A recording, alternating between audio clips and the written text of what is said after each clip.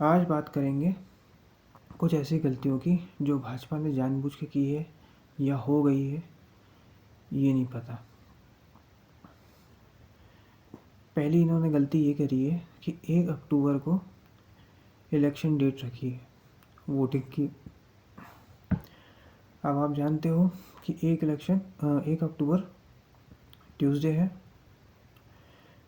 उसके अगले दिन 2 अक्टूबर है, छुट्टी है, उसके अगले दिन थर्सडे है, राजा अग्रसेन जयंती है। तो अगर फ्राइडे की छुट्टी ले ली तो ट्यूसडे से लेकर अगले संडे तक की छुट्टी हो जाएगी। और भाजपा का जो कोर वोटर है वो शहर में है। ज़्यादातर लॉन्ग वीकेंड पे घूमने कौन जाता है? जो नौकरी करने वाले लोग हैं, गुरुग्राम के लोग हो सकते हैं। गांव का व्यक्ति तो ऐसा करेगा नहीं। अब 2 से 3% का नुकसान यहाँ पे हो गया है। कम से कम कैलेंडर ही देख लेते। यह राजा अग्रसेन जयंती वाला कैलेंडर आपके पास था नहीं। थोड़ा तो सोच समझ के स्ट्रेटेजी बनाते हैं। इलेक्शन कमीशन तो आपका ही है, आपके अंडर में काम करता है, लेकिन नहीं, ब्लंडर करने थे, कर लिए। अब इसमें जो है शहरी मतदाता घूमने फिरने चले जाएगा और वोट डालेगा नहीं। इसलिए ये थोड़ा सा सोच समझ के करना चाहिए था। इनकी पहले की जो स्ट्रेटेजी थी कि हर सोसाइटी में एक पोलिंग बूथ होगा, कि लोग जो है बहुत ज़्यादा लाड साफ होते हैं तो वो चलकर 1 किलोमीटर भी नहीं जा सकते वोट डालने के लिए। इसलिए हर सोसाइटी में पोलिंग बूथ बनाना एक बहुत बढ़िया स्ट्रेटेजी थी। लेकिन ये जो इन्होंने किया है ये सही में बहुत बड़ा ब्लंडर है।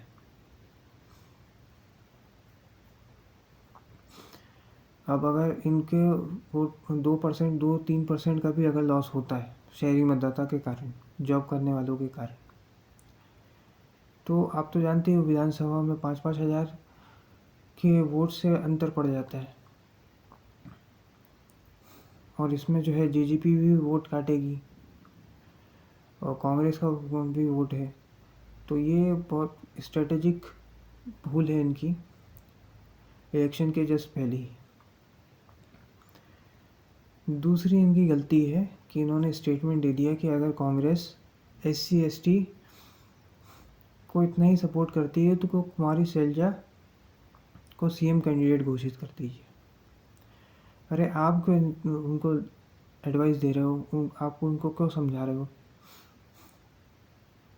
आप क्यों ब्लेंडर करवा रहे हो अपना? उन्होंने घोषित कर दिया तो जो SC/ST वोट कटने थे चंद्रशेखर रावण के थ्रू और दूसरे जो बसपा के जो कैंडिडेट्स के थ्रू, वो भी कटने बंद हो जाएंगे। अब उनके पास तो बहुत सारे CM कैंडिडेट हैं, भूपेंद्र हुड्डा है, दीपेंद्र हुड्डा है और ये कुमारी शैलजा है। ये तो और अच्छी चीज़ हो गई उनके लिए। आपकी जो लीडरशिप है वो पता नहीं कहाँ है, कोई नहीं जानता। इसलिए मनोहर लाल खट्टर के नाम पर तो वोट पड़ते नहीं हैं। आप खुद से क्यों ज्ञान बांट रहे हो उनको? अगर उन्होंने मान लीजिए कर दिया तो आपके SC/ST वोट तो कट ही जाएंगे। जाट आपको वोट डालते नहीं है, प्रधानमंत्री के नाम पे वोट अब पड़ता नहीं है। इसलिए ये जो स्ट्रेटेजिक भूल है इसको अवॉइड किया जा सकता था। वैसे ही कर्नाटक में और लोकसभा चुनाव में SC/ST ने आपको जो है आपसे किनारा कर लिया था। इसको समझना चाहिए था और ऐसे ब्लंडर नहीं करने चाहिए थे। अगर मान लीजिए कि उन्होंने कुमारी शैलजा को और आगे कर दिया और उनको CM कैंडिडेट ही घोषित कर दिया तो वो तो एक तरफा जीत जाएंगे। इसलिए थोड़ा सा सोच समझ के बोलिए। इससे पहले रामचरण जरका ने भी एक बहुत बड़ा ब्लंडर किया था, हरियाणवी लोगों को स्टीरियोटाइप करके। उससे भी वोट कम होता है। वो भी पार्लियामेंट में उल्टी सीधी बातें करोगे तो जनता जो है आपका साथ नहीं देगी। बिहार इलेक्शन 2015 से पहले भी ऐसे ही ब्लंडर मोहन भागवत ने किया था कि आरक्षण की समीक्षा की जानी चाहिए, जिसके कारण भाजपा जो है 2015 का चुनाव हार गई थी। इसलिए थोड़ा सा सोच समझ के स्ट्रेटेजी बनाएं। शीर्ष नेतृत्व से लेकर ब्लॉक स्तर के जो नेता रहेंगे, पन्ना प्रमुख रहेंगे, उनको बताइए कि कहाँ पे क्या बोलना है, कैसे नैरेटिव बनाना है, अन्यथा इस तरह के ब्लेंडर होते रहेंगे। अपने वोटर को पहचानिए। अब आपका जो वोटर है वो गांव में नहीं रह गया है, आपका वोटर शहरी वोटर रहा है। जो अर्बन मिडिल क्लास और अर्बन पुअर है वो आपको वोट डालता है, लेकिन आपकी जितनी भी स्कीम्स हैं वो गांव के मतदाता के लिए है। जो रिस्क मतलब बाहर आके ले रही है उसके लिए उसको कुछ नहीं मिलता। गांव में ही आपको सब कुछ दे देते हो, आप उसको घर दे देते हो, टॉयलेट दे देते हो, उसको गेहूँ चावल फ्री दे देते हो, राशन फ्री दे देते हो। तो ये समझना चाहिए कि सिटीज़ में आपका मतदाता है, तो ये इलेक्शन डेट तो बहुत बड़ा ब्लेंडर है।